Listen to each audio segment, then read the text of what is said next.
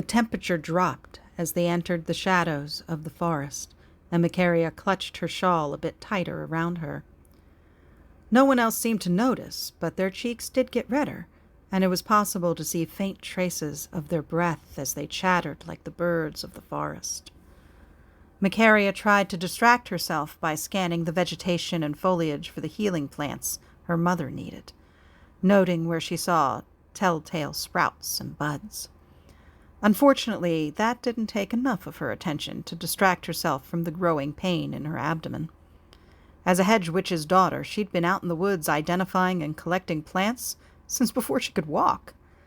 Mama liked to fondly tell the stories of carrying Macaria strapped to her back when she was just an infant, and how even when she was that small, she would point to valuable plants and burble and giggle.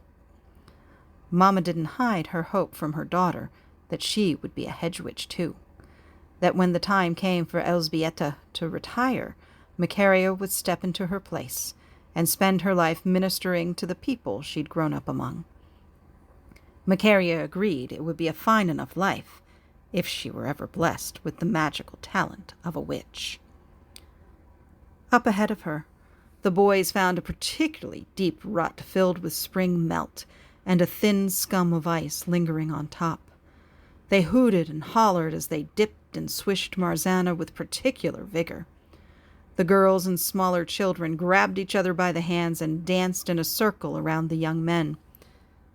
It was really more like grabbing each other's hands and running in a circle than it was like dancing, but an enterprising soul occasionally kicked out a leg as a nod to the dance. It gave Macaria a chance to catch up. The boys pulled Marzana up out of the rut, soaking wet with muddy water streaming down her length. It would be hard to set her on fire with her that wet. They were almost to the river, and there wouldn't be much time for her to dry at all. No one but Macaria seemed to think ahead to the problems the thorough dunking would shortly cause. Macaria followed the troop with a frown, like a small cloud chasing a flock of songbirds ahead of a storm. Sure enough, when they reached the bank of the river, Marzana refused to catch fire.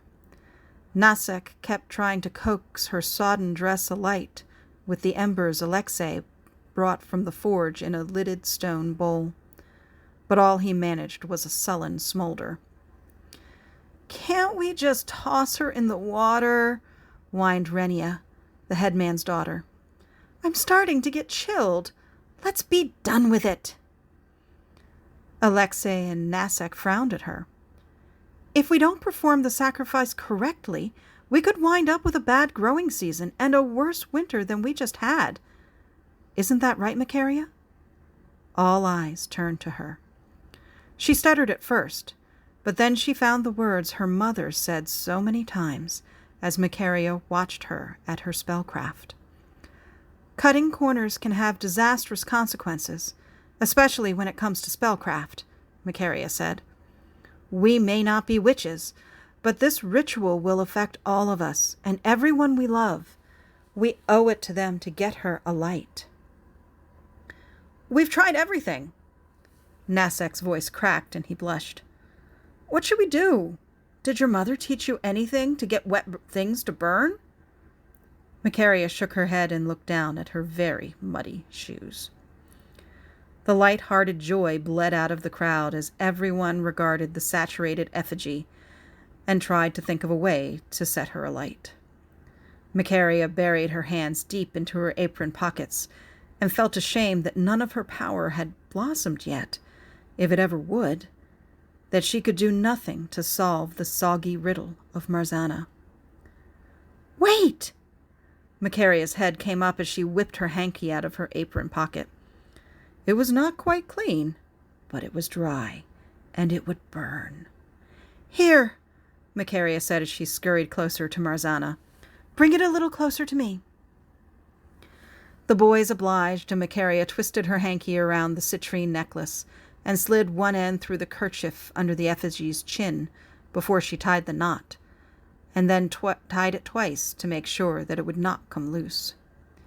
"There," she said.